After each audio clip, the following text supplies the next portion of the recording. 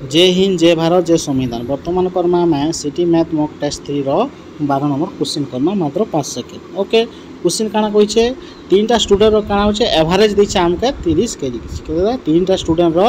हमर average दिछे 40 KG तो total केते तार एवरेज थिबा केते तार वेट केते थिबा टोटल तीन जन रो तो गुणन करमा बोले बाहर हियो तो 3 4 12 तो 120 वेट हेबा बा केजी हेतकी हेबा तीन जन छात्र रो और ऑलरेडी हमके दुचे दुईटा स्टूडेंट हमके एवरेज वेट एवरेज नहीं दबा खाली वेट दीछे गोटे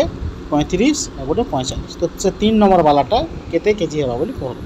तो ये दुई जनटा मिसा म पहला 5 5 10 3 4 7 1 8 80 हला तो टोटल 3 जनटा मिसे दले केते केसी 120 और दुई जनटा मिसाला 80 तो 120 रु 80 काट देबा बोले से 3 नंबर वजन केते अच्छा से बाहरी जीवा तो 0 को 0 12 रु 8 बोले 4 तो 40 केजी हेबा से हला तो ऑप्शन नंबर बी है राइट आंसर।